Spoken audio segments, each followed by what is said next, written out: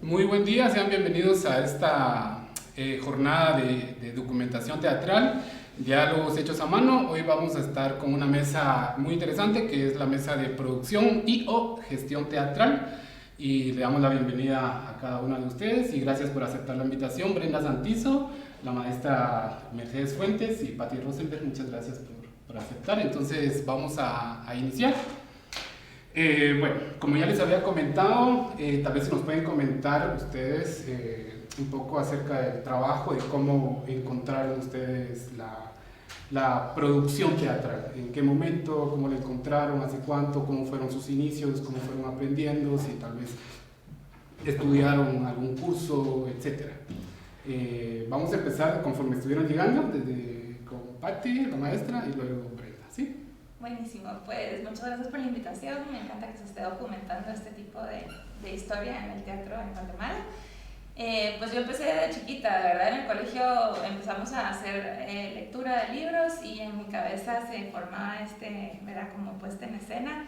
Y una maestra llegó y dijo como, bueno, vamos a hacer una obra de teatro de esto y casi que me muero. Era Ramayana, India y todo esto.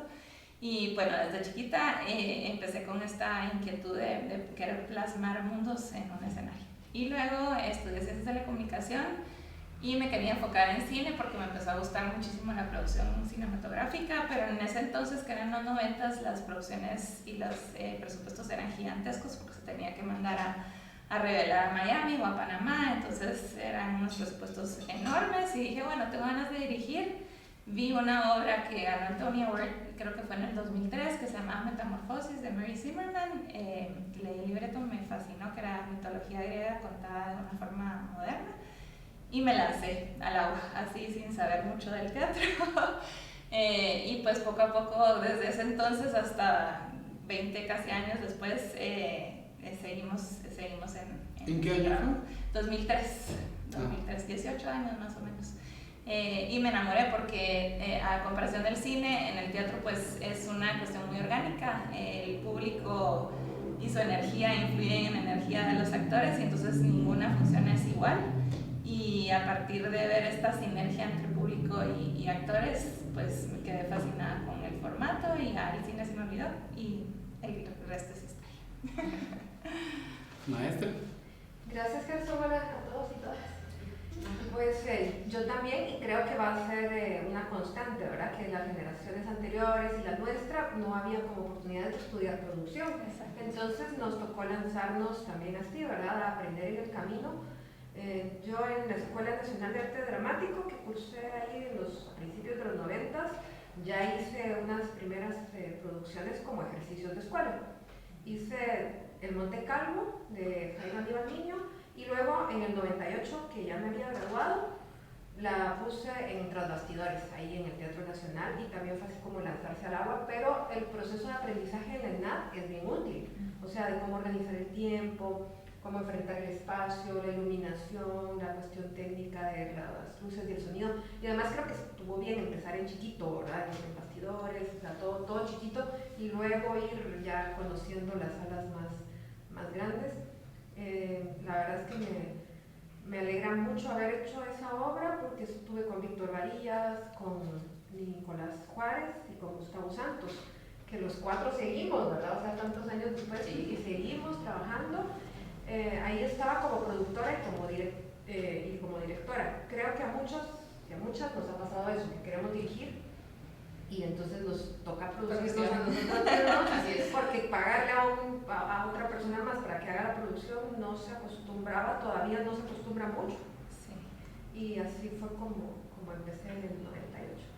Muy interesante, sí, creo que esa es la constante y el punto en común dentro de todos los productores, ¿no, Brenda? Así es, yo empecé en el año 2000, yo tenía 11 años, estaba en el colegio, empecé en la Universidad Popular con cursos de sábados. Me enamoré del teatro. Sí, mi familia pensó que era solo un par de meses, pero seguí 5 años estudiando actuación. Luego me paso a la Academia Rubén Morales Monroy de la Universidad Popular y ahí pues termino de conocer muchísimas cosas. Tuvimos la oportunidad de tener maestros en el ínterin que fallece Rodolfo Mejía Morales y entra Angelo Medina. Él trae pues a Jorge Rojas, a Hugo Carrillo, Jorge Hugo Carrillo, Padilla, y bueno, vienen a dar una serie de talleres y posteriormente ingreso al Centro Cultural de España, donde ellos tienen una amplia gama de profesores, de maestros que vienen acá, Marco Carnal en dramaturgia, Casi Orantes en danza, nacionales e internacionales, y ahí me voy fogueando, me voy formando, y yo ya venía trabajando desde la Universidad Popular con Evanifa Mejía, con Rodolfo, con el maestro Fernando Juárez, con Centauro, con Ricardo Martínez, que hago 11 años con mi grupo 10 Junior, y ahí veo muchas cosas de producción, en algunos montajes fui su asistente de dirección, y luego en 2012 pues conozco a Nelson Ortiz, y él me propone, mi esposo, crear una empresa porque es con fines lucrativos, con el objetivo de concientizar a través del arte. Entonces nosotros empezamos con la necesidad de escribir propuestas propias, dramaturgia propia, y también querer exponer esa parte de la sociedad que nosotros muchas veces como actores pues decimos ya la obra, pero no estamos como muy de acuerdo en el contenido, ¿verdad? Entonces surge esa necesidad de escribir, de hacer producciones propias. Y también en Guatemala es bastante difícil tener, como en otros países, México, Estados Unidos, que tenemos un productor que nos va a dar cierta cantidad de dinero para nuestras obras. Entonces, si nosotros nos queremos aventurar a hacer propuestas propias, originales, sí tiene que venir de nosotros la producción. Entonces, a partir de eso empezamos a trabajar propuestas originales y a producir lo que realmente a nosotros nos apasiona, denunciar, que la gente vea esos temas que pocas veces se tocan, y con el teatro, que aunque es muy trillada la frase de el teatro es el único medio donde el ser humano se confronta a sí mismo, pocas son realmente las productoras que deciden tocar temas álgidos, ¿verdad? Entonces queríamos iniciar con esa labor en el teatro. ¿Y en el 2012 cuando iniciaste fue producción o la producción ya la habías iniciado antes? No, nosotros empezamos a producir un poquito antes con Arquetipo y Neri Aguilar. Empezamos ahí a trabajar algunas cuestiones de producción, y en 2012 ya producíamos nuestras propias obras de teatro. Desde que iniciaron en tema de producción o gestión, ¿cómo fue evolucionando esos modelos de trabajo hasta antes de la pandemia? Imaginemos febrero de 2020. ¿Cómo fue evolucionando? ¿Qué cambios vieron según la experiencia que tiene cada quien? Pues en mi experiencia, como les digo, pues yo venía de un lugar donde básicamente no sabía mucho del formato, y fui aprendiendo poco a poco, pero con mucha gana, mucho amor, ¿verdad? O sea, esto creo que nos caracteriza a todas, que es algo que nos apasiona tremendamente. Y me asocié con Karina Flores, que somos Aranda Producciones, y en esta asociación empezamos a producir musicales, que pues las dos bailábamos, y entonces empezamos a querer hacer musicales en Guatemala. Y poco a poco vimos cómo teníamos una idea de que pues al teatro no iba nadie, y que verán, y entonces al sacar este formato a escenarios, vimos que el público sí empezó a reaccionar, y pues yo tomé las riendas de la administración del Teatro Lux, y ahí empezamos a hacer estos musicales que empezamos chiquito, y pues poco a poco fuimos creciendo, tanto así como el público también, ¿verdad? Entonces yo creo que sí fue como, en el formato que nosotros manejamos, sí ha habido un crecimiento exponencial de audiencia, por lo que se ve que sí hay una sed de consumir teatro en Guatemala, ¿verdad? Eso fue pre-pandemia. Bueno, en pandemia también, ¿verdad? Pero esa fue la experiencia personal. Maestra, ¿cómo era más o menos su trabajo? ¿Cómo eran los modos de producción cuando usted inició? ¿Qué cosas fueron cambiando por ahí en el transcurso de los años? ¿Qué cosas eran por ahí tales funcionales, otras ya no, por el paso del tiempo, hasta pre-pandemia? Porque después ya vamos a entrar a otros temas. Bueno, es un periodo algo largo, ¿verdad?, del que tendría que hacer referencia, y que sí se transformó mucho en mi caso, porque, bueno, esta producción que te digo la hice a título personal del Monte Calvo. Después hice otra también de Darío Fo, yo por mi cuenta, y luego en Café Teatro me invitaron, y entonces ahí sí producían ellos, los dueños de los Café Teatro, ellos producían, y uno iba como director invitado. Pero producían en cuanto a que ponían el dinero, pero la búsqueda de las cosas la hacía uno, y realmente no tocaba gestionar a uno, ¿verdad? Eso fue poco tiempo, pero luego, después de la firma de los acuerdos de paz en Guatemala, realmente hubo bastante aporte de la cooperación internacional para proyectos de diversa índole. Y dentro de lo cultural, algunos, porque no muchos, no fueron muchos, tampoco era que habían 200 agencias de cooperación, habían algunas pocas como IVOS, la Cooperación de Holanda, NORAD, ASDI, que financiaban proyectos de arte siempre y cuando fueran para la transformación social, casi siempre sobre temas. Y sigue siendo así, ¿verdad? Yo ahorita después de aquí voy a ir a darle clic a una propuesta para UNESCO, que me pasó llenando una semana. Pero entonces yo sí como que me he especializado un poco en esa área, ¿verdad? De producir y gestionar, buscando recursos de cooperación internacional. Desde el primer proyecto con IVOS, que fue en el 2000, entonces ellos nos dieron fondos incluso para fortalecernos institucionalmente, crear una asociación civil, y entonces con esa fortaleza uno puede más fácilmente ir a solicitar recursos, ¿verdad? Esa es una naturaleza bien diferente a la de pues una sociedad, coproductores, y también lo hicieron, o sea, siguieron ese modelo otras organizaciones como Artistas Trabajando, Cajitoc, Caja Lúdica, también son asociaciones civiles que hemos trabajado bastante con la cooperación internacional, y entonces eso también es bien diferente, ¿verdad? Porque no dependíamos en Rayuela de los ingresos de taquilla. Entonces es otra forma de enfrentar las cosas, que uno se puede llegar a acomodar mucho también, ¿verdad? Y hacíamos también bastantes procesos de capacitación, que luego el CCE vino a llenar esas necesidades. Ya Rayuela dejó de hacer tantos talleres porque el CCE empezó a traer todos estos especialistas, y también que empieza la ESA, ¿verdad? O sea, cuando empieza la ESA en 2008, tampoco, o sea, ya no era necesario estar viendo cómo porque la ESA tenía que hacerse cargo, y pues lo hizo, ¿verdad? Y además con el título al final del túnel. Sí. Entonces, eso. Ahora, en mi caso, la verdad es que yo luego estuve trabajando bastante en el Estado, ¿verdad? En el Ministerio de Cultura y Deportes y en la Escuela Superior de Arte, y ya no estuve produciendo mucho. Gestionando sí desde la administración pública, que es otra cosa. O sea, en Bellas Artes sí gestionábamos la realización de hicimos una muestra de teatro centroamericano, 2 muestras de teatro en la calle, ahí enfrente del Bellas Artes, ahí afuera cerrábamos con Emetra, y que sí, desde el 2006, ya sea con Rayuela o con la ESA o con Bellas Artes o por mi cuenta, pues siempre he participado, excepto 2 años que me retiré, en la organización del Festival Nacional de Teatro. Usted como productora y gestora de este como festival. parte del equipo de producción. Siempre hemos sido un equipo, siempre hemos sido varios. Que ese equipo, digamos que se ha ido rotando un poquito. Dentro de esa rotación a veces salimos unos años porque se cansa uno y regresamos otros. Pero sí, siempre hemos sido personas individuales o instituciones, ¿verdad? Ha estado la ENAD, ha estado la UP, ha estado el mismo ministerio, estaba Jairón con los comediantes en los primeros años, la ENAD, porque Alfredo Porras, ustedes se acordarán de que sí, estaba ajá.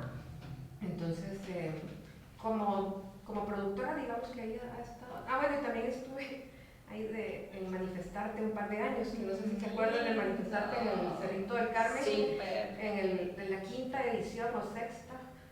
Yo me quejé por unas cuestiones logísticas. Entonces, no, eso no puede hablar, que tal cosa. Tenés razón, Mercy, me dijo Marco Antonio, que ya falleció. Tenés razón, mira, ¿por qué no nos ayudas al otro año? O sea, en vez de estarte quejando y criticando, venía a ayudarnos. Vaya, está bueno.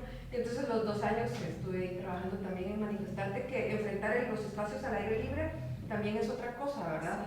Sí. Y en Rayuela también hicimos eso, tuvimos como 3 obras que eran para parques, para plazas, para canchas de básquet, y eso también fue muy, muy interesante. Eso es de lo que más me gusta, el teatro de ir por todos lados. Claro, vemos gran diferencia en los tipos de proyectos, ¿no? Ajá, de dónde vienen, y eso yo, está muy como interesante. digo, nosotros así, no sé, o sea, loquitas, nos respaldábamos de que no, sí, la gente va a llegar, y las producciones se pagaban con taquilla. Con taquilla. Después nos empezaron a apoyar patrocinadores y demás, pero pues los primeros sí fueron así a la suerte. Claro, inversión de tiempo, inversión propia, ¿no? Ajá, sí. Que los proveedores nos daban un poquito de cancha para que entrara un poco de recurso de la taquilla, entonces ya hacíamos los pagos, pero pero sí hay que hacerlo obviamente más ordenado, ¿verdad? Ahorita llego contigo, Brenda, como musicales, ¿eran los primeros que se hacían acá en Guatemala No, o ya había otras no, propuestas? Dick Smith ya había hecho musicales, ajá. ¿El Teatro Abril? El Teatro Abril, o sea, no, sí, definitivamente ya había habido producciones musicales. Nosotros pues empezamos así, de que queríamos hacer algo diferente, ¿verdad? Pero sí, en 2000, ¿qué fue? 8 empezamos en el Teatro Lux. No, perdón, 2012. 2012, ya casi Ajá. 10 años. Sí. Muy interesante.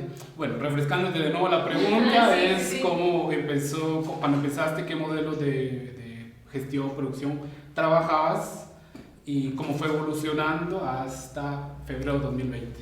Ok, perfecto. Nosotros empezamos en 2012 a conformar la Maleta Producciones y ahí participamos el siguiente año en el encuentro de estudiantes de teatro, donde tuvimos la oportunidad de hacer una propuesta propia, original, una adaptación de Nelson Ortiz, de Pierre-Yves Milot, una cierta visión de las cosas, dramaturgo francés. Estábamos enamorados con la propuesta y obviamente la habíamos invertido con recursos propios y queríamos seguirla llevando a escena. La llevamos a temporadas escolares y luego empezamos a seguir otros modelos de obras de teatro en la línea de Edgar Allan Poe, El Cuervo, siempre fusionando músicos en escena, ópera, danza, con el objetivo un poquito más encaminado a la temporada escolar, que los jóvenes, ellos de voluntad propia son cautivos cuando van al teatro, no van a ver ballet, danza, la sinfónica por amor propio al arte. Entonces queríamos darles en una sola puesta en escena este tipo de ingredientes que va a sumarle a la cultura de los estudiantes, porque muchas veces es su primer encuentro con el arte y el teatro. Y empezamos a producir como productores independientes, obviamente recursos propios. Tuvimos en el camino algunos patrocinios, muchos se manejan con canje o por publicidad. Trabajamos en la producción extensas giras de medios. Yo creo que hasta hace algunos años pues hizo un boom con los medios, porque se dieron cuenta de la necesidad de visibilizar el arte y la cultura. Yo trabajé en medios de comunicación, trabajé en T13 Noticias, en TV23, y yo como periodista cultural, yo necesitaba a los artistas y decía, pero ¿por qué nadie me manda nada? Porque no teníamos como esa cultura de ir a tocar, mire, ¿será que me da una entrevista en tele o en radio, que sea cortita, verdad? Entonces, venimos trabajando en la producción. Nos encargamos de todo lo visual, porque yo veo toda la parte visual, es decir, desde el diseño gráfico, la paleta de colores en algunos casos de los vestuarios, diseño de vestuarios. Obviamente tenemos un equipo que nos respalda tanto en la elaboración de los mismos, en los diseños. Nelson, que se encarga de la escenografía, en un 80% de la dramaturgia y dirección de las obras, y nos vamos dividiendo. Por ejemplo, yo veo un poco el lado de teatro para niños y nos vamos alternando las obras. Y el objetivo en temas de producción siempre es sumarle calidad, que una obra esté mejor que la otra, que realmente las personas vayan al teatro, muchos van con dudas y, ay, ¿será? Porque vemos también en los medios de comunicación que tienen 2 hojas para Avengers y un cuadrito para teatro, ¿verdad? O para cultura. Entonces, que se lleven ese buen sabor de boca, que yo he tenido compañeras que me dicen, es que fíjate que fui a ver tal obra, qué horrible, de verdad me aburrí, mi niño se aburrió, no, mejor vamos a comer, ¿verdad? No tenemos todavía la cultura, en algunos casos, de invertir, ¿verdad? En arte, en entretenimiento, en el área de las artes escénicas. Entonces hemos ido tratando de mejorar todos aquellos aspectos de producción para siempre sumarle calidad.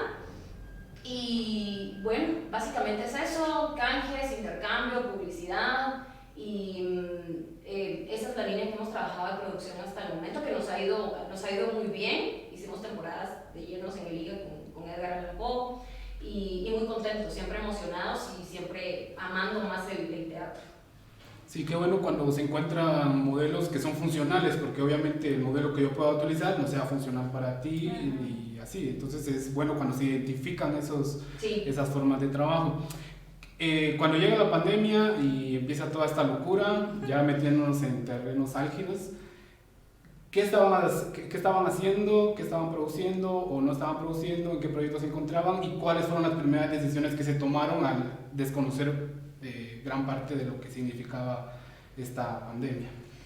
Bueno, yo en dos frentes, ¿verdad? Una con el Teatro Lux, que fue muy difícil porque me empezaron a cancelar todas las producciones que teníamos y Yo pensé que iba a hacer esto de 2 meses o 3 meses y que en mayo íbamos a regresar, y entonces con esta idea un poco ingenua al principio de todo lo que sucedió. Y bueno, la segunda, que teníamos una puesta en escena, que es la obra con la que vamos a abrir ahorita nuevamente Lux, que es una comedia que se llama Taxi, y tuvimos que cerrarla abruptamente, ¿verdad? O sea, teníamos función viernes a domingo, el viernes fue la última función y pues nos fuimos a la casa. Dentro del encierro, obviamente pensando cómo poder generar recursos, tanto para actores como para mi personal, ¿verdad? Que también se quedó sin trabajo. Pues de la nada haciendo Zooms así de que tomando vino con los amigos, así que usemos el formato cuando vi que se podía poner una pantalla como green screen atrás.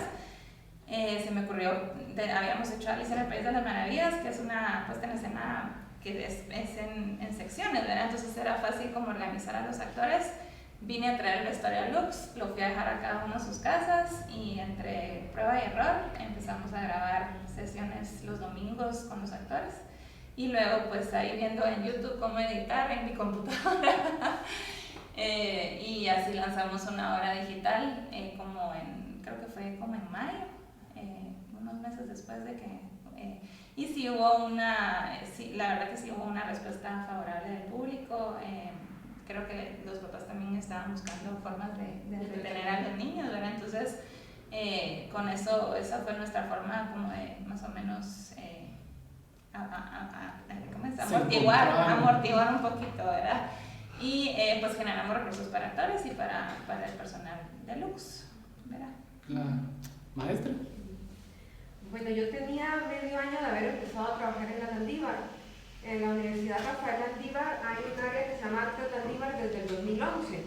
Entonces hay un área de danza y una de teatro donde estamos como contratados, digamos, por parte de la U, una directora y 4 bailarines en el caso de danza y 4 actores en el caso de teatro. Entonces la U lo que tiene es este equipo para presentarle a sus estudiantes funciones dentro de los horarios de clases. Llegan a un espacio bastante contemporáneo, es un rectángulo negro, ¿verdad? Donde a veces se hacen las obras en un extremo, a veces en medio, a veces en 2 frentes.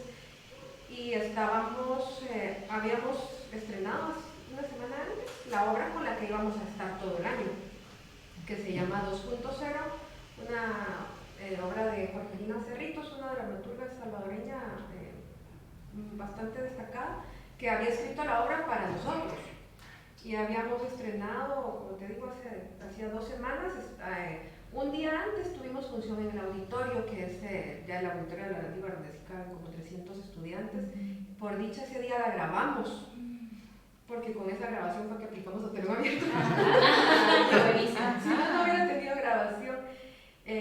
Y bueno, tocó lo que creo que a muchos, ¿verdad? De sorpresa irnos, pensar que eran 2 meses, luego ver que no, y empezar a tratar de trasladar a un formato audiovisual nuestras producciones. Entonces hicimos un videoteatro de esa misma obra 2.0, que bueno, ya no dura casi 1 hora que dura la obra, sino que dura 20 minutos. También unas escenas que ya de por sí eran grabadas y se proyectaban al fondo en una pantalla, pues teníamos ese material que se había grabado en la Antigua y también ahí en la Landívar, y que cada quien se grabara en su casa unas tomas, ¿verdad? Con sus teléfonos, o si tenían cámaras, se grababan sus partes, y también yo a ver cómo editaba, a aprender a editar. Bueno, por dicha que esa compu de la oficina me dejaron llevármela a la casa, entonces, bueno, que Power Director, y resulta que se volvió uno también editor. A causa del COVID. Y que además es bonito, creo que está bien haber descubierto esas herramientas que tal vez nos hubiéramos tardado 10 años más en explotar. Y lo que sí es que nos tuvimos que no dar funciones, digamos, con los estudiantes, a eso no llegamos. Yo no me sentí segura, ¿verdad?, de ese formato, sino que más bien de producir ese cortito de 20 minutos. Y lo que se hace es muchos talleres para sensibilización, para dar información de cómo apreciar el teatro y pasar los videitos de esas obras nuestras y otras, porque luego hicimos otras también. Hicimos una que se llama Mi Familia, de un autor chileno, colectiva. Pues en eso nos Así pasamos fue el año. cómo se encontraron. Sí, creo que va a ser siempre la constante por la problemática. Y no solo nosotros, creo que los demás compañeros que estaban produciendo fue la misma historia. ¿Brenda? Bueno, yo creo que 2020 para todos empezaba con mucha fuerza. Nosotros estábamos muy contentos también con los proyectos. Ya teníamos salas reservadas, temporada escolar, pues ya teníamos confirmación de muchas funciones. Teníamos un viaje con estamos asociados con grandesidas.org de Honduras. Y con ellos habíamos trabajado proyectos acá a nivel comunicacional. Me recuerdo que en 2018 trajimos a Guillermo Arduino de CNN de Clix y dimos una conferencia a las universidades de comunicación y siempre fusionando el arte, pero también la parte de la comunicación que somos como las producciones. Entonces en ese año, 2020, justamente tuvimos la última función ese sábado que empezó el primer caso y todo esto del COVID. Teníamos una función privada de una obra para niños. Y bueno, nos tocó cancelar las primeras funciones cercanas. Como seguimos con la temporada escolar, ya talleres a los establecimientos, porque nosotros tenemos el formato que antes de ir a vernos al teatro, llegamos nosotros al establecimiento a explicarles sobre los 13 signos teatrales, sobre darle más valor y respeto al artista en el escenario y que conozcan un poquito del teatro, ¿verdad? Porque creemos que los jóvenes, los niños, son los espectadores de mañana que van a llenar las salas a voluntad. Entonces seguíamos trabajando esa línea cuando obviamente vino la pandemia y todo se canceló. Lo primero que obviamente caímos en depresión, estábamos como ansiosos, no sabíamos qué iba a pasar y empezamos a unir lazos nuevamente con nuestros aliados afuera en Honduras. Y lo primero que hicimos acá en Guatemala fue hacer talleres de teatro online, viendo que la plataforma de Zoom estaba cobrando mucho auge, de teatro, de locución. Estos talleres nosotros de actuación y también de comunicación, antes, desde 2015, los llevamos a las universidades. ¿Por qué? Porque cuando uno trabaja en medios y solo ve teoría, mucha semiótica, semántica, redacción en el periodismo, cuando uno va a un medio de comunicación y se enfrenta ante una cámara, ante el retorno, el jefe de piso, el director del noticiero que te está dando instrucciones, si no tenemos esa práctica es bien complicado. Si de verdad nos confundimos o no nos da la oportunidad a nosotros. Entonces, con esto que veníamos haciendo nosotros en universidades, como Universidad de Galileo, estuvimos en CUNOR y en San Carlos, dando talleres de comunicación, decidimos hacerlo y era la oportunidad que nos iba a salvar, por decirlo así, en esta pandemia y así lo fue. Entonces empezamos con talleres de arte dramático y talleres enfocados a la comunicación, a la locución, a televisión. Y posteriormente empezamos a empezar ensayos con la obra Ese terrible gusano de la ignorancia. Dijimos, la vamos a grabar y vamos a ver quién nos la compra, si no pues hacemos funciones y a ver quién paga el ingreso y hay que seguir probando, ¿verdad? Y no tampoco podíamos dejar como en el aire a los actores que venían trabajando con nosotros y tenían tiempo de ensayar. Entonces nos asociamos con una productora y sí fuimos al estudio de grabación, colocamos fondo verde, se sustituyó la escenografía, fue digital, diseño gráfico y grabamos la obra.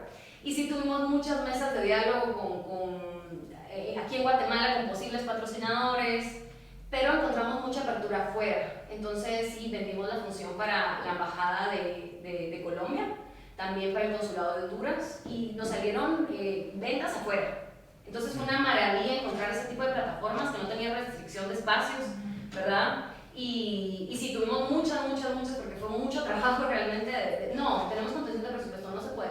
Pero sí, al final encontramos clientes que compraron la puesta en escena y de esta manera pues dimos a conocer el trabajo de teatro online, ¿verdad? Que creo que es una ventaja tener ese tipo de plataformas para llegar a más países. Después del tiempo, o sea, creo que todos llevamos un tiempo de aceptación de cómo iban a hacer las cosas. Luego de aceptarlas, pues ya creo que ya sabíamos que era trasladarse al tema tecnología, al tema virtual, etc. Cuando se toma esa decisión, ¿cuáles fueron las mayores dificultades que encontraron y cómo las afrontaron? Ya sea en tema de producción, en el tema de espacios, en el tema de equipo tecnológico, encontrar los públicos. Creo que el tema virtual abre mercados, como bien les sucedió a ustedes, pero hablando ya estrictamente acá en Guatemala, ¿cómo se hace? ¿Cómo lo enfrentaron? Y bueno, empezamos contigo. Pues yo siento que como todo fue así tan de trancazo, no había plataformas específicas para proyectar teatro en digital, ¿verdad? Entonces en mi experiencia, trabajar con Zoom, que es una plataforma para conferencias, no era lo ideal para estar grabando ni, ¿verdad?, estar como proyectando estas obras. La primera obra que tuvimos de Alicia tenía, no sé, un desastre. Había una niña que agarró como antes se podía como sí, creo que a nosotros también nos pasó. y entonces la niña, y no quitaba la cámara, entonces todo el mundo tenía que ver a la niña. O sea, yo me moría atrás de la computadora y decía, ¿cómo soluciono? Porque ajeno a mí, ¿verdad? O sea, yo no sabía usar la tecnología. Luego, obviamente, prueba de error, lo logramos, la gente ya también sabía cómo usar la tecnología, ya sabía que tenía que apagar la cámara, que tenía que apagar su micrófono, entonces poquito a poco como que se fue acomodando todo, ¿verdad? Igual los actores era horrible porque tenían que reaccionar con los otros que estaban imaginariamente en cuadritos arriba de ellos o al lado, entonces su experiencia actoral también difícil, ¿verdad? Porque estaban actuando al aire. Pero yo digo que como somos artistas, pues a todos nos adaptamos y poquito a poco como que se fue como balanceando todo, y yo creo que al final lo que vimos en el caso de Sarabanda es que es un recurso muy importante que queremos seguir usando. Obviamente el teatro por el resto de la historia tiene que ser presencial, o sea, no hay otra cosa que lo pueda sustituir, pero para llegar a otras audiencias, así como dice Brenda, fuera de Guatemala o en el mundo, creo que es un formato que podemos seguir utilizando a futuro, ¿verdad? O sea, tener una puesta en escena y después también ofrecerlo en formato digital. ¿No fue muy difícil encontrar los públicos que quisieran consumirlo vía virtual? No, la verdad que no fue difícil, no fue difícil. Teníamos obviamente una relación muy cordial con Toticket, y Toticket nos ayudó a conseguir bases de datos y cosas así que nos ayudó también como a poder que la información llegara. Ahora, yo creo que también dentro de la pandemia la gente se simpatizaba mucho con nuestro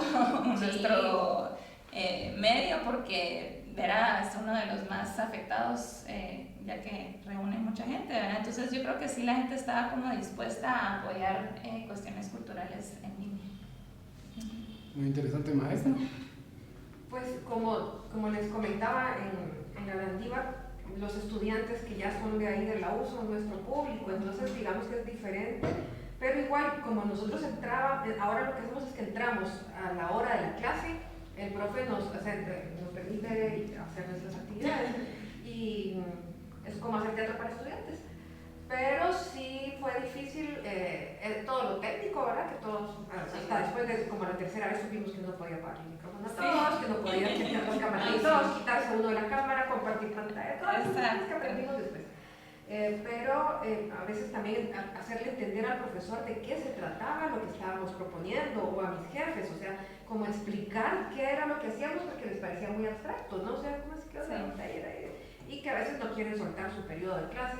También todos los profesores, o sea, toda la comunidad educativa se la sufrió, les costó mucho, o sea, y encima fueron atacados por medio mundo, por padres de familia, y de verdad yo vi a muchos compañeros, profesores universitarios, también de primaria y básicos, que les costó muchísimo, les está costando, ahorita ya más o menos, pero fue muy difícil para todos.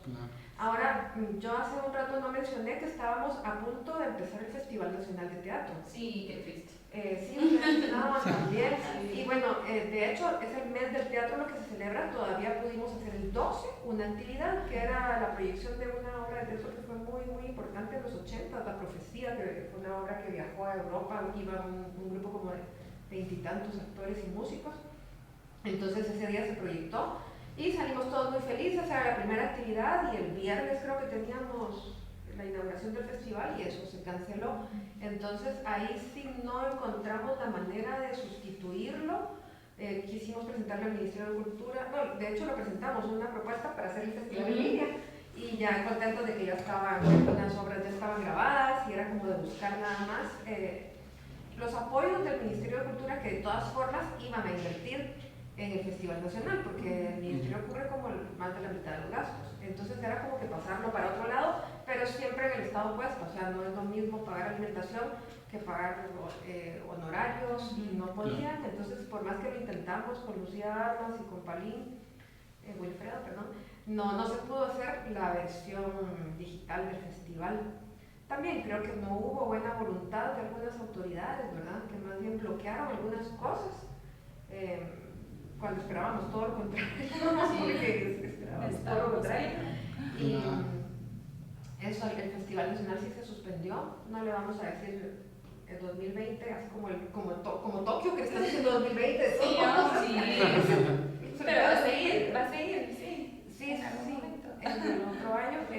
Y ahí no sé cómo hubiéramos enfrentado la cuestión del público, o sea, eso todavía no sé cómo hubiera sido. No quedó esclarecido. No, y ya, o sea, como faltaba una semana, es que hasta las playeras ya estaban. O sea, ya estaban. Sí, ya estaba nada, ya iban a empezar, sí. Le debemos las playeras Al menos hizo la mitad o una parte, una mínima parte con la proyección de la progresiva, se hizo algo. No. Pero fue como un conato de tecnología porque al final fue proyección, ¿no? Bueno, sí, y fue tras bastidores y estuvieron invitados algunos de los actores que participaron en ese entonces en la obra. Fue interesante. Sí, lo logramos escuchar por ahí. ¿Brenda? Bueno, nuestra experiencia desde la Maleta Producciones es que tratamos de rescatar todo el material audiovisual que tuviésemos. Entonces fuimos con nuestras productoras que teníamos diferentes y bueno, ¿qué material me tienen? Fíjate que te tengo esto pero no está al final. O te tengo esta obra pero como nosotros siempre pedimos cuando vamos a hacer una obra para tener, si la vamos a montar después, tener siempre videos es muy importante. Entonces a veces solo grabamos escenas pero no la obra completa. Entonces hablamos con algunos, trataron de editar las obras, nos las mostraron pero no era un material que quisiéramos visibilizar y exponer y dijimos no, así no se puede. Luego, en julio del 2020, el año pasado, nosotros, bueno, ya nos organizamos con los actores, les explicamos que íbamos a rehacer la obra que ya teníamos producida porque no íbamos a gastar en otra obra nueva y ensayos y eso. Y nos tocó esa semana, no sé si ustedes se recuerdan, cuando era una placa número par, otra impar, la cosa que nos costó tanto grabar porque cuando ya estamos en el estudio, mire, podemos tal fecha. Fíjese que nosotros esa placa no tenemos la mitad de la gente, entonces no sé si le podemos apoyar bien, mejor veamos un sábado que todos podamos, o no sé, llevamos un carro y ahí entran los actores, pero no se podía que cada uno llevara su carro, porque un día sí, otro día no. Y bueno, teníamos a la actriz que iba a ser la protagonista de la obra y ella me dijo, fíjate que me llamó como una semana antes. Yo tuve contacto con alguien que tuvo COVID, entonces yo no voy a poder estar, y yo, la gran, o sea, ella tiene tanta letra, y ahorita que busque a alguien. Pero obviamente teníamos a otra actriz que lo había hecho, que es menor de edad y también con la mamá, ¿verdad? Así como, mira, ay, pero me la cuidan. Y al final estábamos echando el cobre a cada rato, sí se juntó un buen grupo de producción, porque la música probamos en vivo, no quedaba bien, también prueba y error, ¿verdad? Al final ellos grabaron en un estudio de grabación, nos dieron ya los sonidos porque va como muy cronometrado. En el momento que el personaje se muere suena el cello y en el momento que el personaje tiene otra acción, el piano, digamos. Entonces así lo logramos, hicimos también ensayo Zoom y logramos grabar en el estudio de grabación. Ellos lo editaron, quedó muy bonita, le pusieron animación y ya muy contentos, así ya tenemos la obra. Ahora no tenemos quien no la compre, ¿verdad? Ya nos tocó las negociaciones después con las empresas estas de afuera y de acá. Pero sí, yo creo que era el miedo de los actores de mejor no vale la pena ir a una obra que sabes si van a vender, me puedo contagiar, entonces eso sí nos tocó duro, ¿verdad?, de enfrentar en esa línea. Tomando en cuenta que el concepto de productor acá de Guatemala es muy particular, tal vez haciendo comparación con otras industrias, pues una cosa es el productor artístico, productor ejecutivo, etc. O sea, acá todas esas características las reúne solo una persona, esa es la tendencia. En cuanto a eso, el productor acá generalmente también tiene que ver el tema economía para todo un equipo, estrategias de marketing, etc. ¿Cómo lo afrontaron específicamente para la pandemia? Cuando empezaron, ok, nos vamos a lo virtual, tal vez con el caso de la maestra va a ser diferente por lo que ya, por donde trabaja, pero en los otros casos igual escuchamos opinión maestra, ¿cómo lo trabajaron, cómo lo afrontaron? Si nos pueden comentar, claramente no queremos saber números, pero saber la forma en que lo trabajaron. Más que todo, bueno, yo a mí como me agarró, porque yo esto ya lo quería hacer desde hace rato y no había tenido tiempo, es meterme a cursos de mercadeo digital, ¿verdad? Que es algo que pues es muy específico, hay que saber dónde encontrar las audiencias y creo que lo tenemos un poco abandonado en cuanto ya entramos a producción, que es una locura y de repente uno deja como que, ay, cada quien postee y mira, como que no hay una cosa muy organizada. Entonces me metí a algunos cursos de mercado digital como para aprender un poquito y tenerlo ya contemplado en las producciones que vengan, ¿verdad? Que creo que es importantísimo ya promocionar todo en el celular, lo tenemos 24/7 en la mano, entonces ahí es donde llega la información. Ahora, en cuestiones de presupuesto y eso, obviamente los presupuestos en digital son muchísimo más bajos, ¿verdad? O sea, yo feliz porque yo soy también encargada de la escenografía y con green screen era como que lo más, o sea, es un ahorro. Sí, es lo máximo, pero cabal estaba leyendo un artículo que salió hace unos días de toda la tecnología que están haciendo para conciertos, ¿verdad? Que ya no van a gastar tantísimo en estructuras y en escenografías así, sino que ya van a usar más lo digital y entonces quieren como integrar ahí sí que el futuro, ¿verdad? O sea, que uno vea un concierto o una obra de teatro, uno se pone unos antiguos como 3D y entonces tiene la experiencia de real, pero tiene también elementos digitales, ¿verdad? Entonces eso me parece, me sale un poco de tema, pero sí, los presupuestos eran menores en producción en digital y pues así se manejaron un poquito más. Claro. Ajá, más inteligentemente. Maestra, ¿cómo ve usted? Porque claramente también el productor ve la parte económica para el actor, por ejemplo, para el técnico que está detrás de luces, que generalmente nadie lo menciona, pero ahí está. Entonces son personas que antes de ser artistas son seres humanos, ¿no? Entonces, ¿cómo lo trabajaron? ¿Cómo fue? ¿Fue demasiado complicado? ¿Lograron sacar ese tipo de trabajo? Bueno, tal vez desde su perspectiva, ¿cómo lo ve maestra? Y luego ya nos vamos con Brenda. Bueno, yo, o sea, en la DIVA pues la situación era diferente, pero sí que tuve bastante contacto con los colegas porque hubo una organización ahí que salió espontáneamente del gremio, ¿verdad? Entonces nos empezamos a comunicar al teatro, se conformó Artífices, que además de alguna manera es consecuencia, ¿verdad? Una asociación civil de productores de teatro que por la crisis empezaron a reunir para ver cómo enfrentaban la crisis y ya decidieron hacer la asociación. Yo contando, yo no estoy, ustedes dos que pero sí me sé la historia y no voy a escribir, ¿verdad? Sí. Y también al teatro, que es otra asociación, y bueno, nos empezamos a reunir también con la AEI, con musicantes. Hubo como un intento de consolidar, bueno, en algunos casos de fortalecer la organización gremial y en otros de realmente retomarla. Al teatro solo éramos como que la junta directiva y dos más, éramos 9, pero con la pandemia y para inscribirnos en listados y todo, ya se inscribieron bastantes y sí somos como 120. Artífices son 40 los productores, pero sí tienen la información de todos sus equipos, entonces son como 250, algo así. Creo que sí dio lugar a organizarnos un poquito más, a conocernos un poco más y pensar en todo este tema del marketing, compartirnos, no, mira, es que a mí me funcionó tal cosa y a mí tal otra, probar aquí y que Facebook tiene tales herramientas para medir y para segregar, se dice, ¿verdad? Con quiénes te quieres dirigir, ¿verdad? Porque no todo el mundo está interesado en cierto tipo de espectáculos, sino que otros en otros. Entonces creo que también fue una oportunidad para aprender sobre otras herramientas y de encontrarnos a pesar del desencuentro.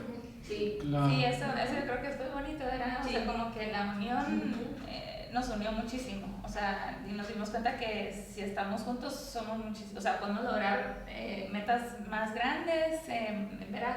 Conseguir presupuestos para proyectos y demás. Y pues también compartir la información, porque ponerle antes uno en el programa de mano solo ponía como los patrocinadores, pero empezamos a hablar así como, mira, tú vas después de mi producción, entonces pon tu información para que la gente ya tenga un hilo, porque mi público tal vez da una producción mía al año, pero no conoce otras, entonces como que para abrir más mercado, o sea, y eso creo que ojalá que siga, porque sí es una maravilla. No, y en principio también cuando nos empezamos a reunir era como un proceso de catarsis, porque realmente no con cualquiera se puede hablar de temas que solo nosotros que somos productores o que somos artistas. Solo ¿verdad? Para que quede registrado, ¿qué es Artífices? Para que los que nos puedan escuchar o ver sepa, tú que ya estás dentro, pues solo para que nos digas qué es Artífices y luego ya continúas con lo que está. Es la Asociación de Productores Teatrales. No sé ¿De si Guatemala? de Guatemala, sí. De Guatemala. Ah, ok. Sí. Ahí está. Continúa, sí, sí. Bien, nosotros, la pregunta era relacionada al marketing, ¿verdad? Sí, A ver, y cómo se enfrentó la parte económica hacia el equipo artístico, todo el equipo que estaba en cada producción. Yo creo que hubiese una gran diferencia si esta pandemia hubiese sucedido de la misma fuerza e intensidad hace 20 años o hace 25, 30 años, porque ahorita tenemos muchas ventajas a nivel de tecnología, podemos vender a través de WhatsApp, podemos visibilizarnos a través de muchas redes sociales y transmitir también teatro a través de plataformas digitales, entonces es una ventaja también. En ese sentido, yo creo que en general el artista muchas veces se cierra que yo soy el artista y mi arte es maravilloso y me quedo en esto y si es bueno que venga quien quiera.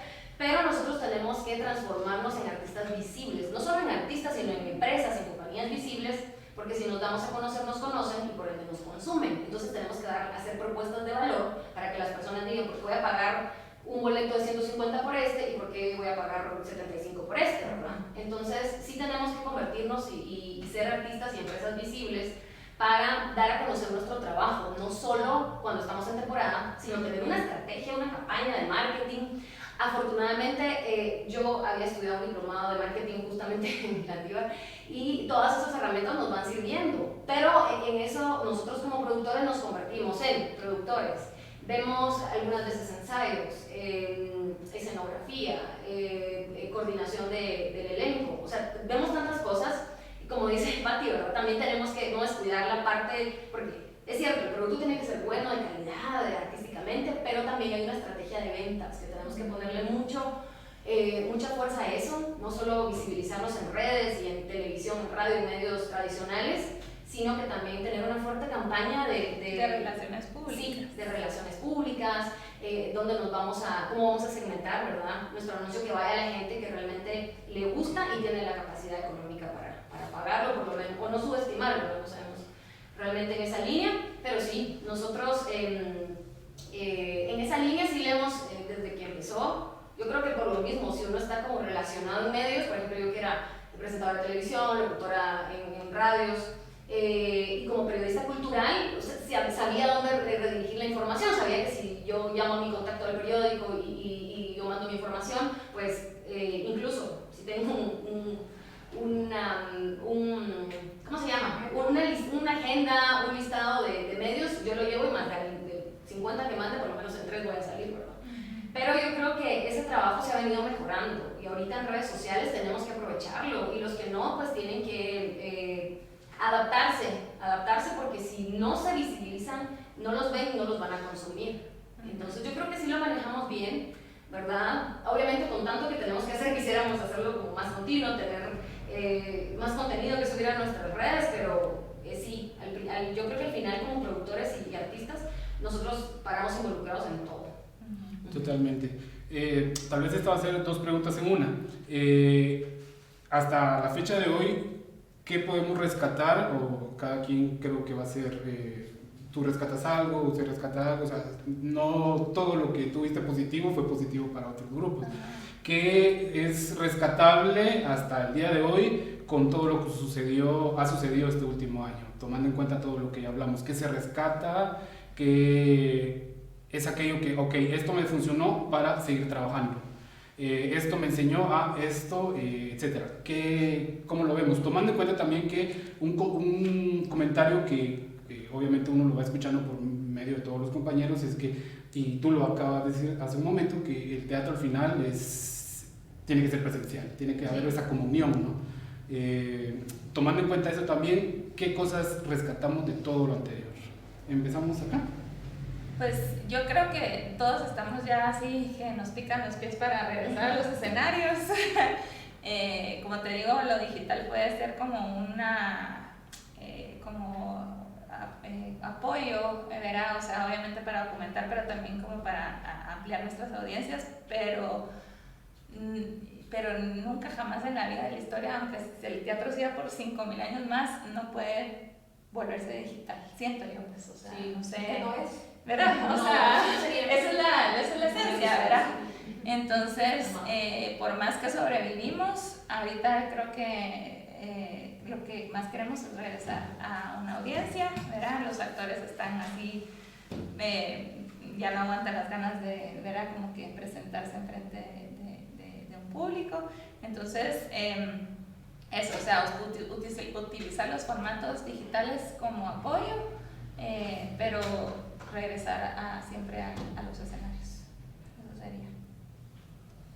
Sí, yo estoy de acuerdo que la material, ¿verdad? Y la formación, o sea, los contactos, los diseños, muchas cosas se podían haber hecho desde antes de esta manera y no lo hacíamos, no aprovechábamos a hacer conferencias, a hacer congresos con gente de toda Latinoamérica, o sea, hemos visto cosas maravillosas en las que en una conferencia hay 2000 personas, ¿verdad? Que eso no podía pasar de manera presencial y ahora como que ya existía desde hace tiempo, solo que esto aceleró las cosas, ¿no? Entonces, creo que me quedo con eso, también con esa conciencia de que hay que registrar las cosas, sí. Aunque desde hace años a mí sí me ha gustado eso, pero como que ahora hay más conciencia de que hay que guardar registro de las cosas y se va volviendo como la historia, todas estas entrevistas que está subiendo el intermedio gente, a veces solamente hay 2 o 3 personas viendo, pero como quedan ahí colgadas las lugares que, las vieron como 100 más después, y tal vez dentro de 10 años ya las vieron miles. Exacto. Y cuando alguien esté investigando, o sea, va a ser un refuerzo para la academia. Exacto. También.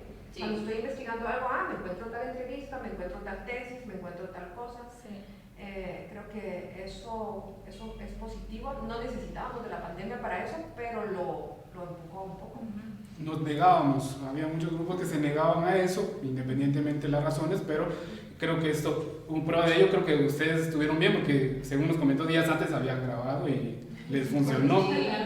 Y bueno, todavía hay gente que creo que no hizo la transición, o sea, que no le entraron a todo esto, sino que estuvieron en un stand-by todo el tiempo y hasta ahora van a volver. Pero también esas son decisiones personales, ¿verdad? Claro, y es de valorar, por ejemplo, lo que habíamos comentado con los compañeros, de que se valora el trabajo de aquellos que se animaron a hacer, porque eran los que iban abriendo ahí brecha para saber con qué nos quedamos y con qué no. Brenda. No, y también según el contexto, porque hay artistas que estaban muy frustrados. Yo conozco algunos actores que yo ya no quiero saber nada de teatro, yo ahorita trabajo en un banco, por ejemplo, yo no quiero saber nada, porque es un gremio que ha sido tan golpeado y para nadie es un secreto que todavía no hemos logrado una reapertura como debería ser, ¿verdad? Y que incluso negocios similares pues ya están abiertos, pero el teatro y hemos perdido muchos espacios, que es lamentable. Yo considero en esta línea que lo que hay que rescatar es la unidad y que tenemos una capacidad de adaptabilidad increíble. Nosotros podemos adaptarnos y siempre seguir creadores, seguir transformando lo que hacemos. En relación al teatro, por ejemplo, la cercanía y también en comunicación. Por ejemplo, nosotros que somos un centro de formación artístico que lo empezamos a hacer desde 2013 con conferencias, dábamos clases de danza, de teatro, de actuación, de voz y dicción, luego lo llevamos a las universidades. Desde el año pasado hemos estado haciendo talleres de comunicación y tenemos alumnos de Argentina, de Honduras, de Estados Unidos, de Colombia, de México y también las personas de cercanía. Hemos tenido charlas con locutores maravillosos desde Venezuela, que hay mucho de doblaje, mexicanos, hondureños también, de Ecuador. Entonces tenemos esa cercanía y es muy bonito porque los participantes se emocionan de nos va a venir a hablar él y tiene tanta experiencia. Entonces eso de traspasar la frontera, yo me quedo con eso, con la unidad, con el proceso de adaptabilidad y que podemos seguir utilizando estas plataformas, ¿verdad? Por ejemplo, con el gusano de la ignorancia nos pasó en los primeros como pruebas, porque íbamos a hacerlo con el consulado de Honduras y también la embajada de Colombia, diferentes presentaciones. Las primeras la primera fue por Zoom como una prueba y cuando vimos que se caía la señal que perdía como, o sea, era en HD y cuando lo miraban se miraba como pixeleado así feo, ya tuvimos que contratar una empresa que se dedicara a solo eso. Entonces ya ahorita, ya después de prueba y error, ya sabemos cuál es la ruta para hacer ese tipo de transmisiones, pero podemos tener público y ya hemos tenido invitaciones también así como, bueno, cuando ya estén ustedes vienen acá a Colombia, qué alegría, ¿verdad? Entonces eso es lo que podemos ganar y ser muy positivos, la verdad, y transformarnos, creer en nosotros mismos y seguir evolucionando. De aquí a futuro, pues ahorita ya esta parte pues ya es de aventurarnos a dar un diagnóstico por ahí, que cómo vemos el teatro, cómo viene. Imaginemos que viene la vacuna, ¿qué pasa? ¿Con qué nos quedamos? ¿Cómo lo vemos? Tomando en cuenta que tal vez, como todo esto es incierto, hayan algunas restricciones, tomando en cuenta que hay una crisis económica y que la crisis seguramente, no somos economistas, bueno, yo no soy economista, pero seguramente la historia nos ha dicho que después de esto siempre tarda 2, 3, 4, 5, hasta 10 años para que se le pueda levantar algún tipo de economía. ¿Cómo lo vemos? ¿Qué podemos pensar del futuro? ¿Qué podemos usar en pro de lo que estamos haciendo? Yo creo que va a haber un boom, ¿verdad? Hubo mucho como hibernación de artistas, entonces va a haber un boom artístico en música, teatro, poesía. Creo que eso eso es lo que nos espera, que a mí me emociona muchísimo. Viendo más o menos los mercados que ya están empezando a abrir, como Londres, que ya empezaron a abrir con restricción, teatros allá, llenísimo todo, ¿verdad? O sea, México también ya está empezando a abrir.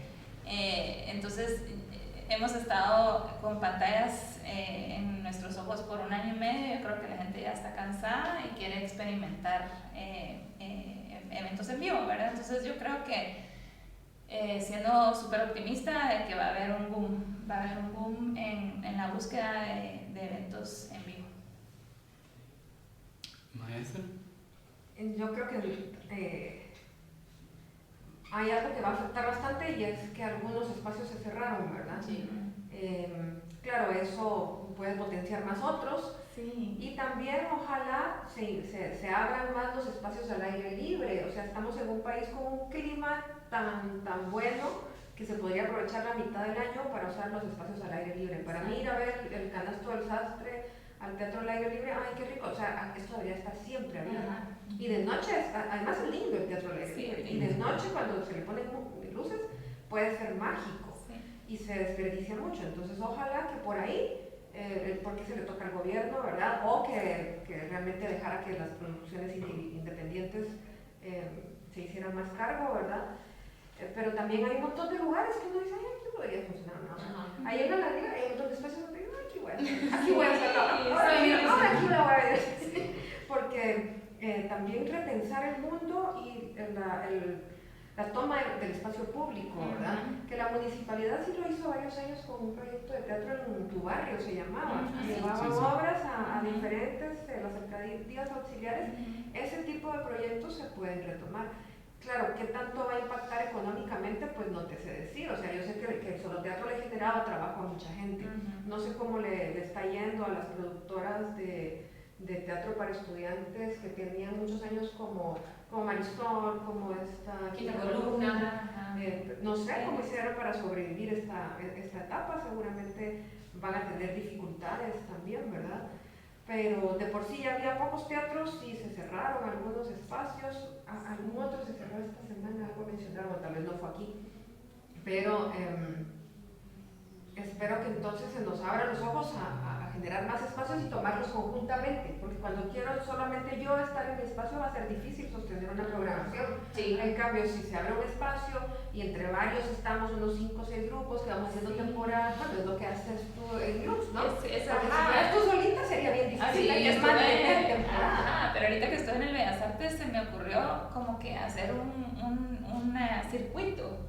O sea, ponle, si tengo una producción original de Lux, la hago en el Lux, pero después me voy al Bellas Artes, después me voy a Majas, después me voy a... O sea, como que hacer un circuito para que entonces siempre haya algo. Porque el público es diferente, o sea, el público no es el mismo el que te va a Lux que el que te va a ir a Majas. Exacto. Ni el que te va a ir a Bellas Artes. Esa es una idea muy buena. ¿Verdad?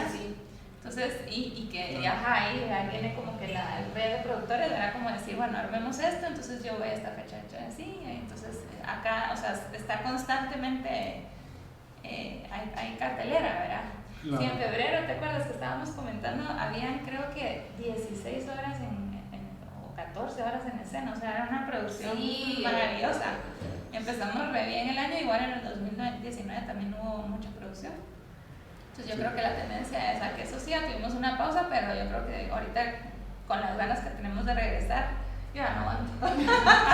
ya quiero Pero estar. creo que ese es uno de los motores, creo que coincidimos todos en eso para poder continuar. No, y no solo la necesidad de las personas de salir, de recrearse, de salir, ¿verdad?, de su casa, porque los niños en la casa, las clases, todo este proceso, sino también nosotros como artistas creo que también fue un lapso para muchos que se pusieron a trabajar, a crear, desde la melancolía, la ansiedad, la tristeza, los sentimientos que pudiesen aflorar de estar encerrados, a crear, a escribir, ¿verdad? Creo que va a haber, la gente sí, cuando ya logre aperturar un poco más, sí va a ser necesario la creación de espacios alternativos, aunque hay mucha gente todavía que dice, no, un teatro es un teatro y ahí es donde es sagrado y que no ven la posibilidad de hacerlo en un espacio alternativo, ¿verdad? Pero ante la necesidad de exponer, de trabajar, de seguir mostrando lo que hacemos, creo que sí va a haber una apertura.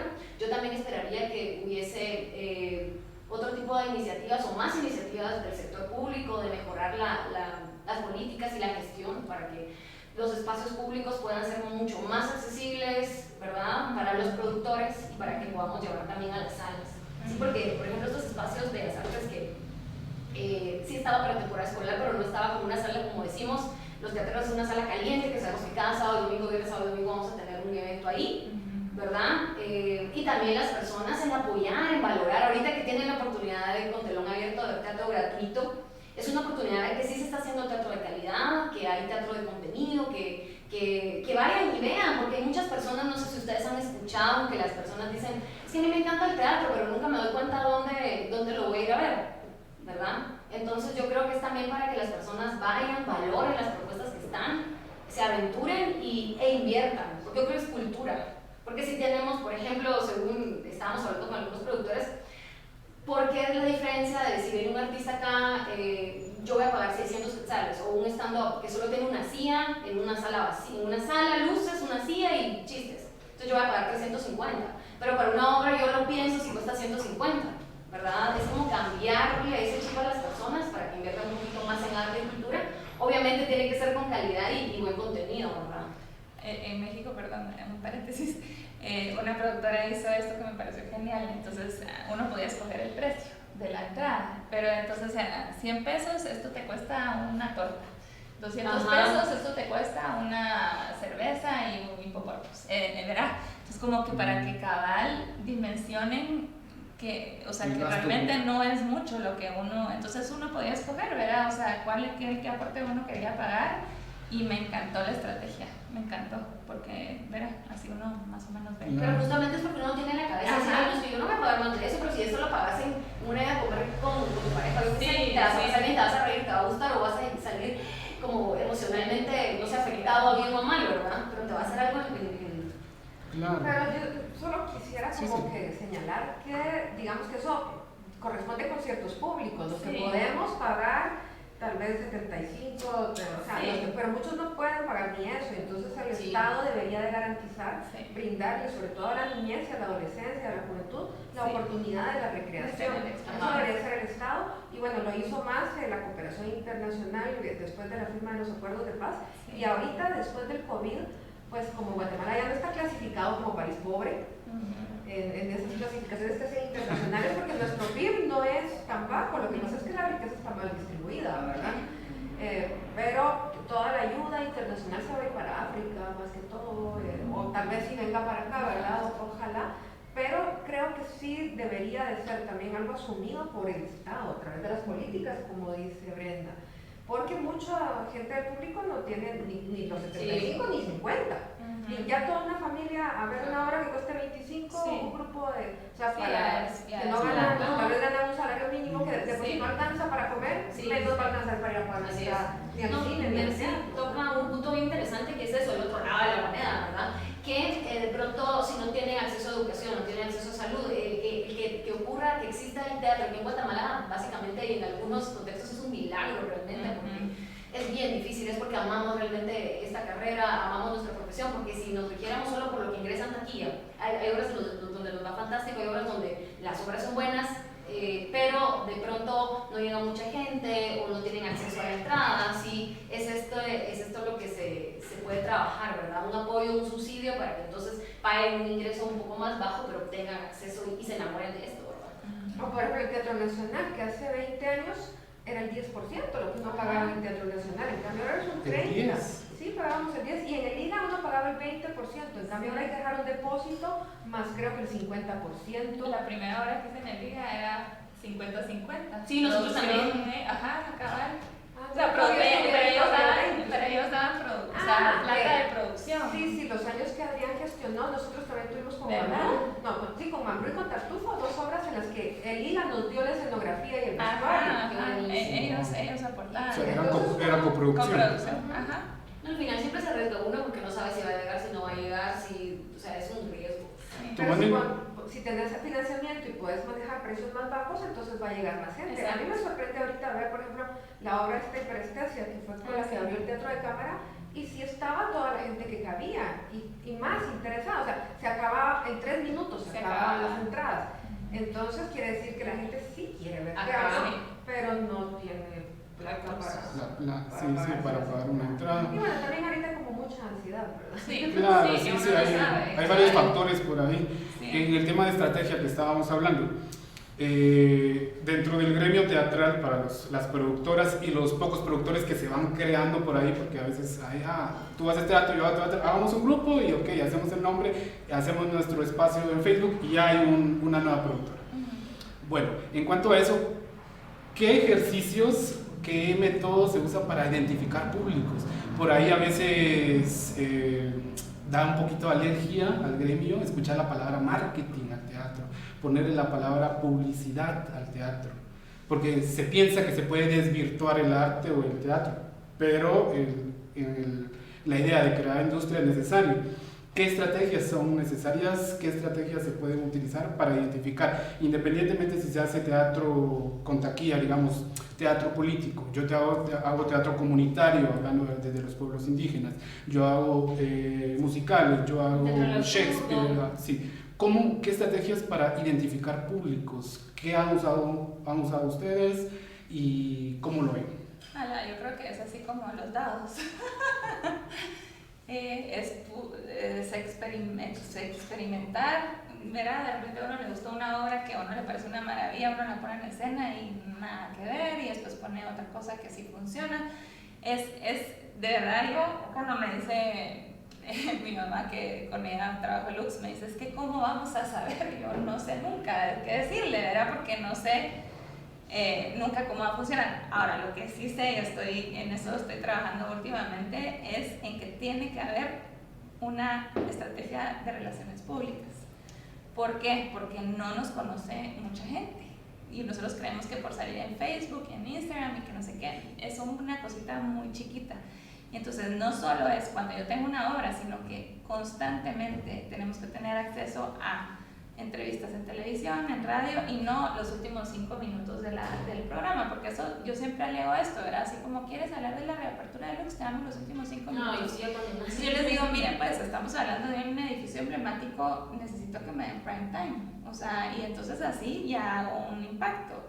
Entonces, empezar a trabajar esta estrategia de relaciones públicas para que nos den mejores espacios, para que llegue más gente y crear nuevas audiencias, porque estoy segurísima que con lo que nosotros tenemos cada quien en sus productoras de público es mínimo a lo que pudiéramos llegar, pero no tenemos esta estrategia clara de mercado y de relaciones públicas. Entonces en eso creo que se tiene que enfocar, tal vez en artífices podemos enfocarnos muchísimo con ayuda, sí.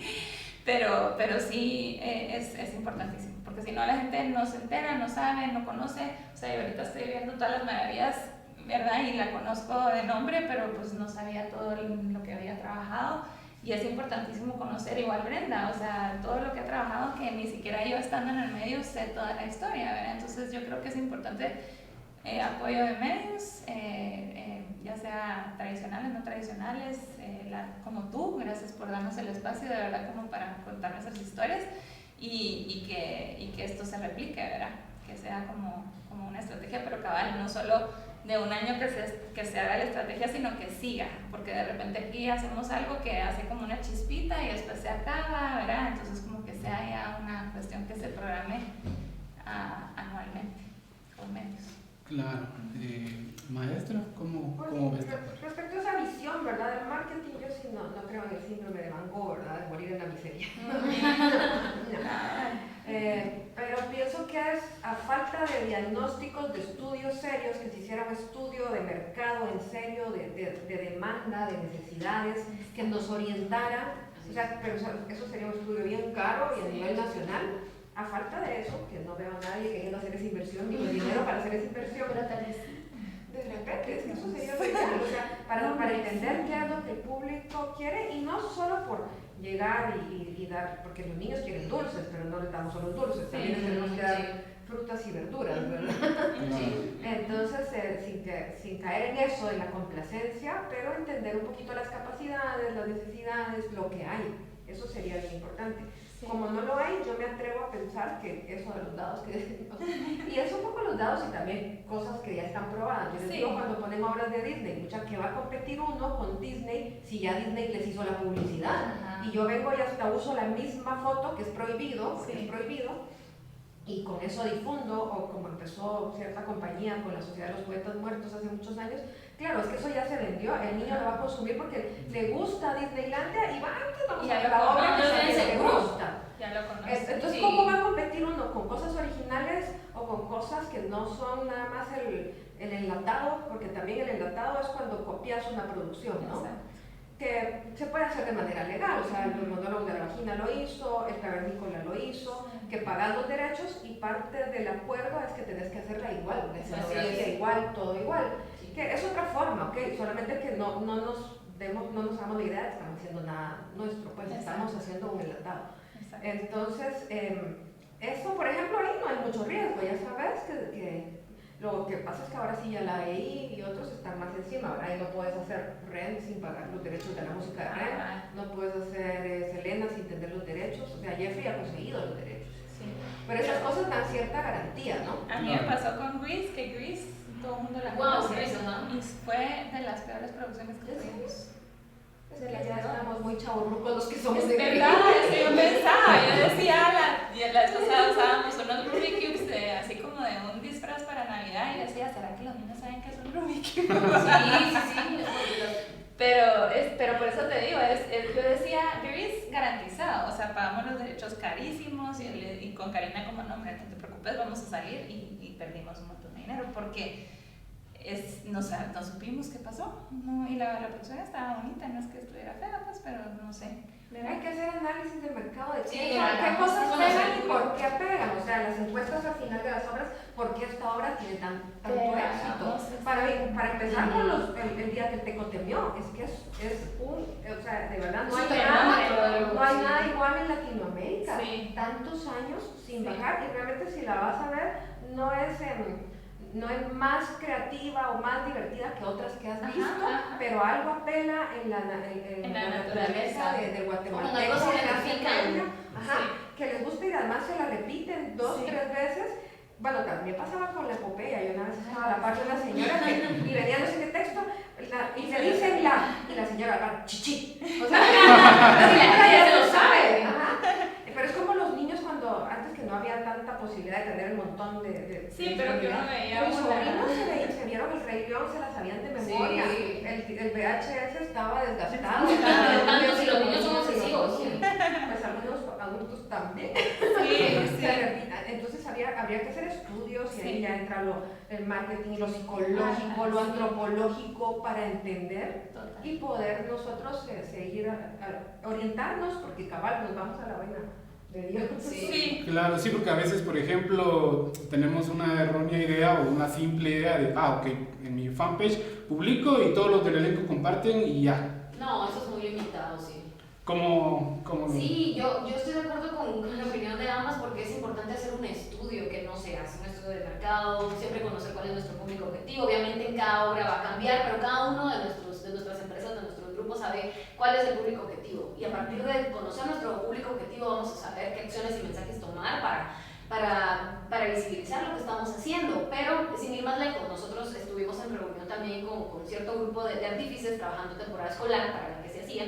Y cuando teníamos que hacer antecedentes del teatro escolar, nos quedamos bien pobres, o sea, había bien poca información, solo preguntarle a alguien así hablado, ¿verdad? y lo que estaba en redes era limitado, una que otra tesis. En general el teatro sí tenía más información, pero el teatro escolar era bien pobre. Entonces lo que está pasando ahorita, documentar, transcribir todo ese contenido que pasa de boca en boca, ¿verdad? De experiencias de la gente que hace teatro, que se dedica a producir, es muy importante. Nosotros en algunas temporadas sí hemos logrado hacer base de datos, hacer una encuesta: ¿qué te gustó? ¿Verías otra obra? ¿Te gusta en esta línea? Porque tratamos de hacer propuestas originales, la mayoría son originales, y es bastante difícil competir, como ustedes lo mencionan, con una propuesta de Disney, ¿verdad? Que con el niño, con el estímulo que el personaje se parezca, por ejemplo, a Coco, ya es feliz y él ya entró en la película, no importa. Entonces, sí tenemos que estudiar realmente qué tipo de propuestas, pero yo creo que cada uno de los grupos va creando un nicho que puede ser exponencial, estoy de acuerdo, pero las personas van viendo el contenido, la calidad, ¿verdad? Y también hay propuestas que la gente dice, bueno, ¿cómo no? Sí llega gente, pero nosotros queremos seguir como la temporada, más teatros, y que sea un éxito, no solo en producción, no solo en contenido, sino también en audiencia. Y la gente se siente identificada, logramos engancharlos emocionalmente, pero sí la fórmula es bastante difícil tenerla como para saber que esto con esto me da esto, ¿verdad? Porque en el caso de los musicales he visto yo, bueno, un éxito de este artista, un contexto tal, a la gente le va a gustar, pero tampoco podemos subestimar que todo es para las masas y todo va a ser como la línea de los bultecos y que alegre, la gente solo se quiere reír, porque hay teatro más serio que también puede conectar bien con la gente. Pero yo creo que es un proceso bastante grande que puede también, desde el teatro escolar, que se le educa a los niños, los medios de comunicación también, que han abierto las puertas. Nos hemos dado cuenta en las producciones que no era tan difícil como muchos años anteriores, y también en medios impresos, ¿verdad? Que ya vemos también, por ejemplo, nosotros hemos tenido dos hojas en periódicos con nuestras obras, y solo es como la gestión que tenemos que seguir trabajando para tener esas relaciones con los medios o con los patrocinadores. De pronto no me van a dar plata, pero me van a decir, ay sí, te vamos a pautar en una hoja completa. Sí, yo creo que es tener mucha pericia y como trabajar mucho en nuestras estrategias, porque ahí sí que tenemos que esforzarnos nosotros para hacerlo, nadie más lo va a hacer. Sí, creo que esa es la clave para un funcionamiento ideal dentro de cada grupo, dentro de cada productora. Por ahí el artista tiende a ser demasiado romántico y a veces no ve la parte económica. Entonces esto creo que es una buena idea, que ahora podemos, o sea, que esto sea un parteaguas, este descanso, digamos, de pandemia, para luego, post pandemia, iniciar.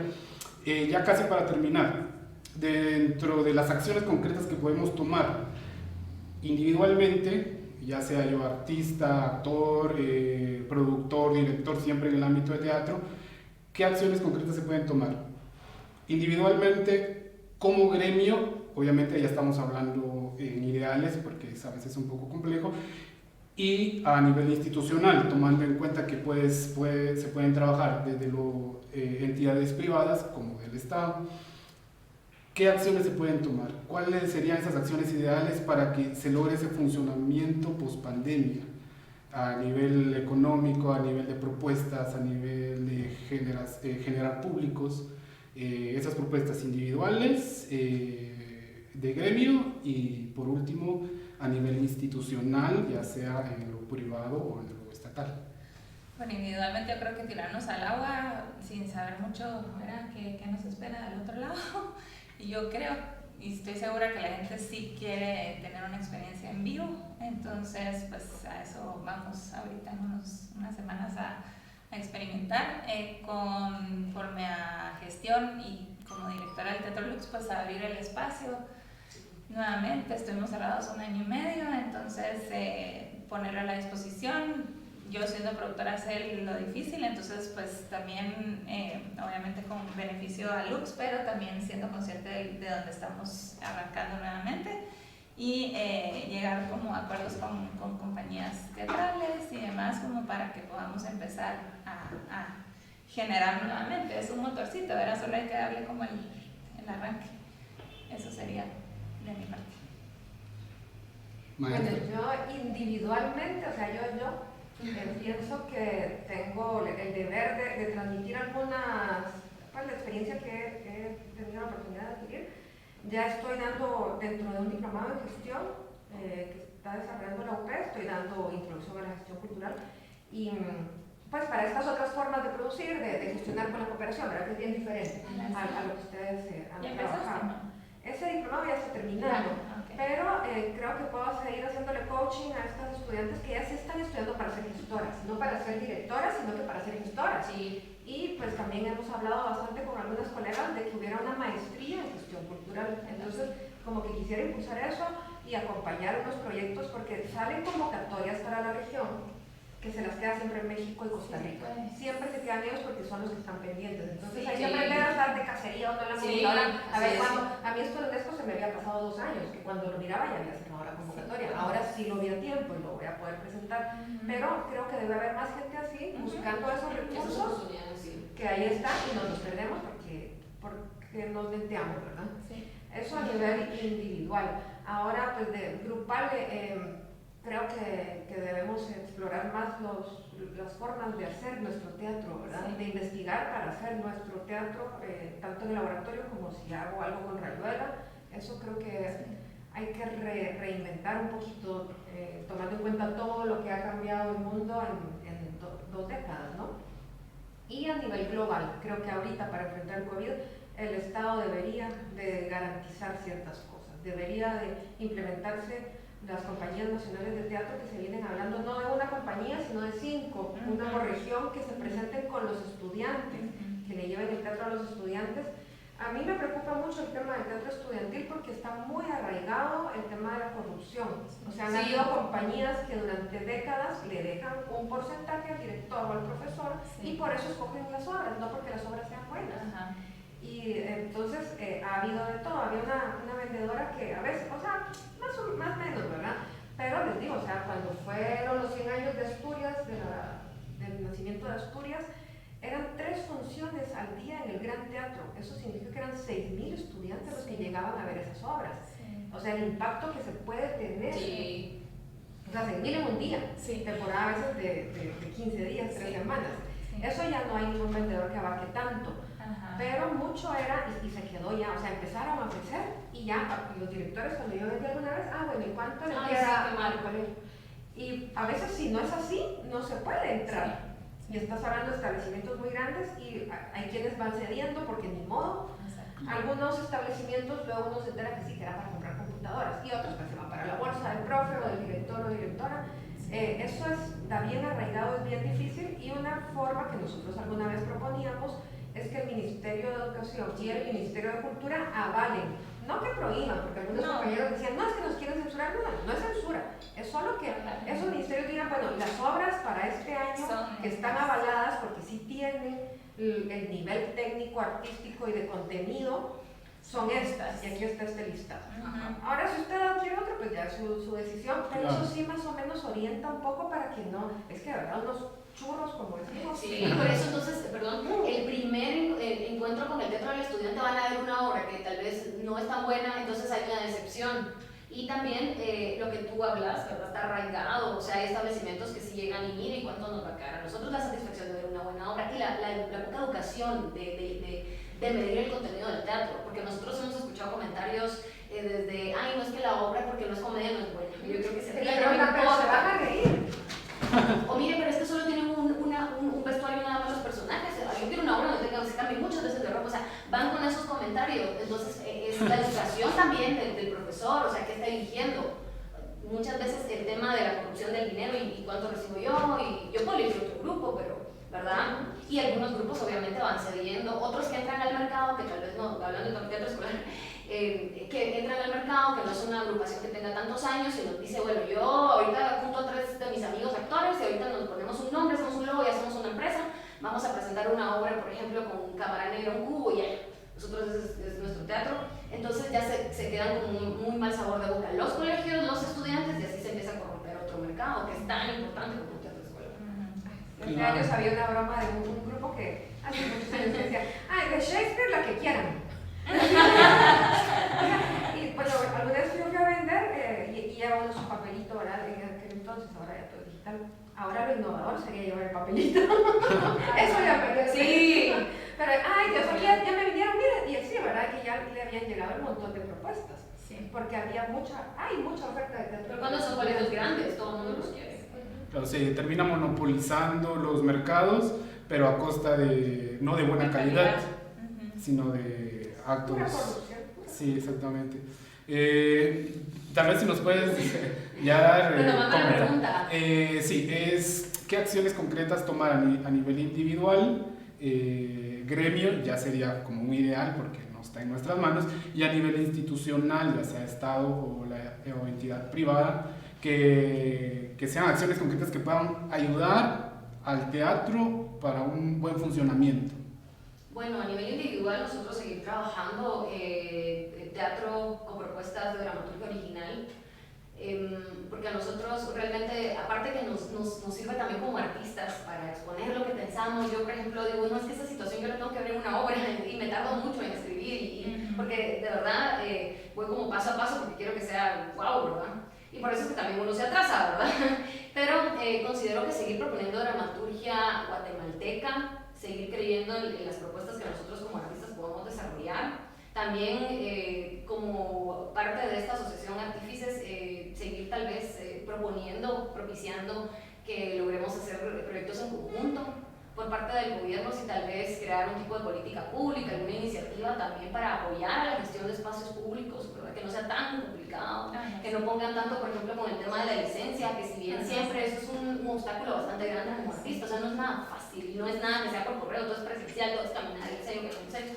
Es bastante desgastante, ¿verdad? Pero esperamos un poco como más apoyo en esa línea, ¿verdad? Porque sabemos que tampoco podemos, a nivel económico, los teatros siguen cobrando lo mismo, tal vez un poco más. Hay teatros que duplicaron mucho la renta y los aforos no son como los de antes, que hay 400, 300 y ahorita 100 algo.